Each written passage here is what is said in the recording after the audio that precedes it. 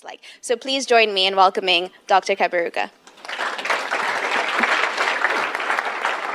Good morning. So each time I've heard about someone needing no introduction, I've gone back to a story which Kofi Annan has told me and many others, that he was with his wife in Sweden, having a morning Saturday walk, and then near some little forests. So some kids came nearby, and they all ran to him. Please, can we take, what do you call it, selfie or photo of this? So one of the kids' mom came around. Who is that guy?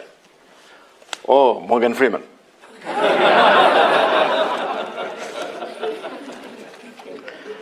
Now, Rutendo says I need no introduction, but I can assure you I'm not anywhere near Morgan Freeman. Yeah. But I want to thank you, really thank you for inviting me. Now, you have heard a lot about my background. I was president of the African Development Bank, of course. What Rutendo has not said is whether I did a good job or not.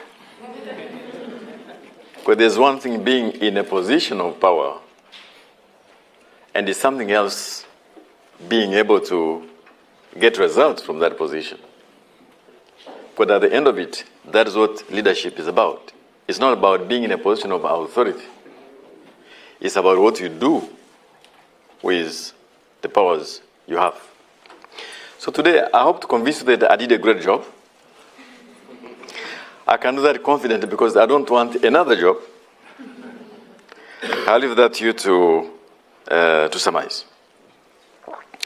But frankly, today I would like to focus on three issues based on the notes you sent me. The whole concept of Pan-Africanism and what it means for your generation. And I want to begin this by asking you sometime later today, when you go on YouTube, look at a speech made by the former president of Tanzania, Julius Nyerere, at Parliament in Cape Town. It was 1997. And I want to paraphrase him. I'm not sure I'll be quoting him exactly, but this is what he said. Each time I meet European leaders, say I meet Tony Blair, he asks me, what is going on in Burundi? I answer to him, but I'm not a Burundian. But Tony Blair would ask you, but you're an African. He said, it does not occur to me to ask Tony Blair or another African leader what is going on in Chechnya or in the Balkans. He would answer to me, but I'm British. So he answered by expressing this view, that originally it used to irritate me. Why should European leaders ask me about issues of countries which are not mine? And they don't expect me to ask them the same questions. But at the end of it, he said, maybe they are right. And he said, what is Tanzania after all? Tanzania is something we created in my lifetime. Now, he was making a very subtle point, that as far as the rest of the world is concerned, you may be here Zimbabweans, Tanzanians, Rwandans, or Malians, the rest of the world sees you as Africans. Because today you have asked me to talk about Africa. Can you imagine inviting a European leader from, say, Finland, asking him to talk about Europe, unless it was a European official in Brussels? But I think you are right to ask me to talk about Africa in that perspective. And this is what I'm going to do today. And I want to read from the viewpoint which Rutendo asked me, the work being done to reform the African Union. I think the word reforming the African Union maybe is one requiring a nuance. It is to reposition the African Union for the challenge of today. All organizations in the world require some repositioning. Ask people in Brussels in the EU. Ask the UN. All organizations now require to retool because of the challenges the world faces now. Now, I want to begin by saying to you, especially young Africans here and young Africanists, that the African Union and its predecessor did actually very well. There's a tendency to look at Africa from the viewpoint of, well, the continent has not done a good job. So I want to say to you that there's another nuance. In 1960, when many of the countries were getting independence, many learned people, including some here in Oxford, were actually describing Africa as a continent of the hope of the future. The continent of misery, famine, conflict was Asia at the time. Just go back to what was being written in the 60s. Africa was the continent which has all the elements to make it. It was the like of India, Southeast Asia, and the rest of them, which are being described in the terms which people like to describe Africa today. And I want to put to you that actually the continent did not do that badly at all. In spite of the civil war in the Congo, civil war in Nigeria, which many of you will not recall, a very sad phase of that country, the economies were almost growing above population. And until 1979, during the time of the second energy crisis and the issues around sovereign debt, that is when the economies began to go under. And we never recovered fully until the turn of the millennium. But in that earlier period, actually the continent was improving human development indicators and economic growth was quite reasonable. Now, between 1980 and 2000, so Africa was being described in different terms. Every summit had an initiative on Africa, one following another. But today, it will seem to me that something different is happening. We no longer have the issue of North and South. We no longer have East and West. We no longer have a dominant ideology or even a dominant economic model. Someone has said, maybe Professor Dekron here might recall, that in 1989, that was the end of the political divide between left and right. But when the LEMAN Brothers collapsed, that was also the end of the divide in economics. Today, every country, every region is looking for a new model, what to do. And so at this point in time, what the African Union reform means is, what is it that we should do in this new global order? Global order where there is death of ideology, end of North and South, East and West, rich and poor, by the way. Now I've got pockets of poverty in the North, pockets of wealth in the South, pockets of poverty in the East and in the West. And that's why we have got sustainable development goals. We have the near end of what I would call effective multilateralism.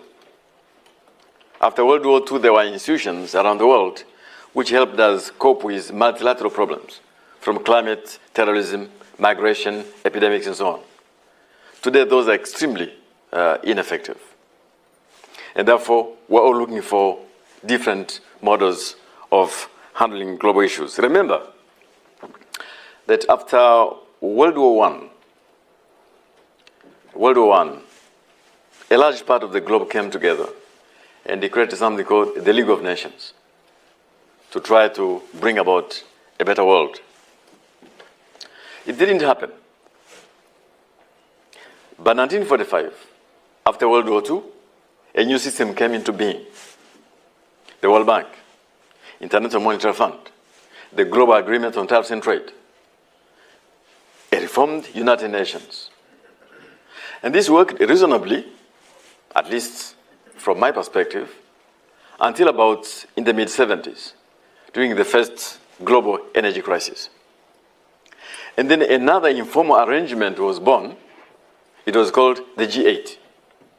In other words, the world's top 8 economies, to deal with the energy crisis from their perspective. That worked up to a point, and that point was 2008, when the global economy came to a near-death experience. So a new arrangement was put in place. And that informal arrangement is called the G20, which is basically a club of the rich and the super rich. Those who are not rich or super rich are left to wait for the communique. Whether it is global trade, global economics, migration, trade, epidemics, they tell us what they will do.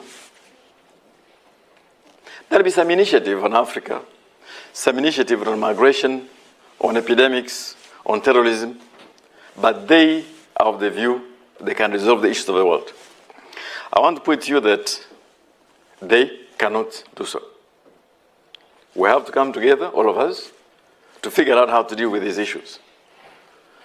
Now, I perfectly understand that with so many countries in the world, if you come together, there'll be a trade-off between effectiveness and legitimacy. If everybody in the room, that is a legitimate outcome, probably. It may be not very effective, but it is legitimate. If you lock the poor people of the world out of the room, you may come out with an effective solution, but you'll have less legitimacy, and its staying power is limited. So that applies today to migration. It applies to terrorism, to epidemics, to trade, and many other things we have to handle. Let me give the example of migration, because you're going to be hearing many initiatives of how to keep these migrants where they are in the poor countries. No, they should not cross the Mediterranean. Let us look for a way to create employment and jobs so they can stay where they are. Because coming our way is disruptive, which it may as well be. Now, my own view is that another conversation could be done. Which could be, which are those parts of the world which have got demographic upside for now in the next 50 years? So where are those? These are likely to be Southeast Asia, India, the Middle East, and Africa. And where are those parts of the world with a demographic downside? I would say the rest of the world. And therefore, rather than saying, can we keep these migrants in their home countries? There could be a conversation of, let us look at how we can get a win-win solution for those with demographic upside and those with demographic downside. Or take trade. So I've gone from the Global Agreement on Tariffs and Trade to WTO, to the Uruguay round, to attempts to do a Doha round. Now I've come to regional agreements. And now we're coming to where one superpower says, it is me first. So we're almost back to the 1930s. So I could go on about all these issues.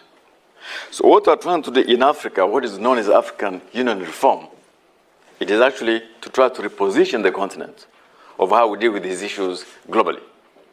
Because if there were multilateral solutions, we could work together.